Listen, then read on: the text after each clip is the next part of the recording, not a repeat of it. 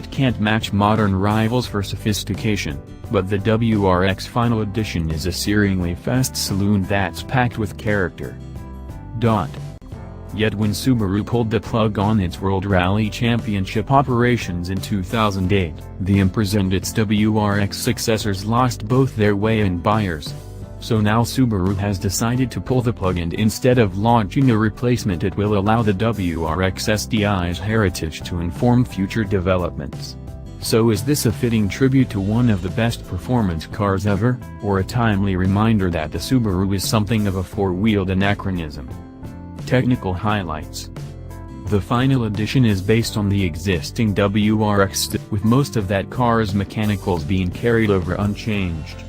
That means you get the now familiar turbocharged 2.5-liter flat 4 that produces 296 bhp and 300 pounds-foot of torque, which is linked to Subaru's symmetrical four-wheel drive system via a 6-speed manual gearbox.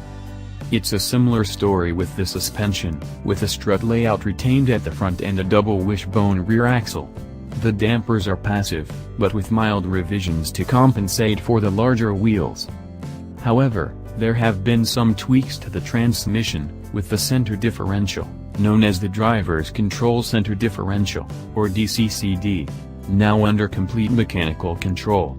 As before, you can adjust the aggressiveness of the differential using the small rocker switch mounted on the transmission tunnel. The other major mechanical change is reserved for the brakes, which at the front get larger 340mm discs clamped by 6-pot Brembo calipers finished in day-glow yellow. Engine, transmission and 0 to 62 miles per hour time. Given that the engine and transmission have been left unchanged, it's no surprise to find the Final Edition is no faster than the standard.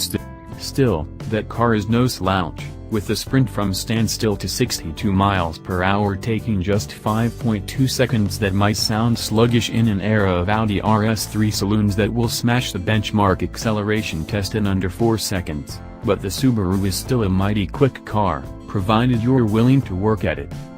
Yet there's the same sense of lethargy at low to medium engine speeds, and it's only over the last 2,000 revolutions per minute or so that Subaru comes to life, at which point it takes off with real urgency.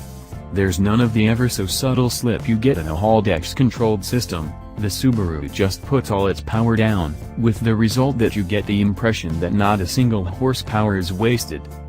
What's it like to drive?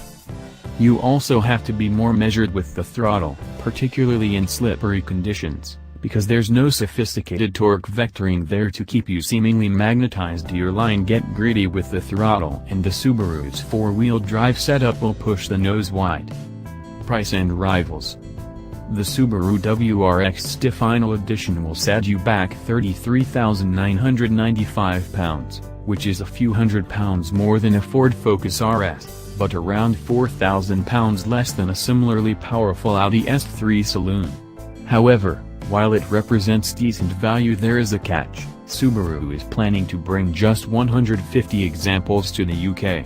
So, should you rush to your nearest dealer and open your wallet? Well, as an everyday tool, the Subaru lags way behind the Audi and even has to give best to the Ford. It's not that there's anything particularly wrong with the WRX, but the cheap interior plastics, firm ride and ASPO looks mean it never becomes calming and unobtrusive in the same ways as an S3. The payoff, though, is that when you want to make progress like you mean it, the WRX is transformed into an agile and rabidly quick cross-country weapon with the fast-beating heart of red-blooded homologation special. It's often said that you don't know what you've got until it's gone, and I suspect the Subaru WRX STI will prove to be a case in point.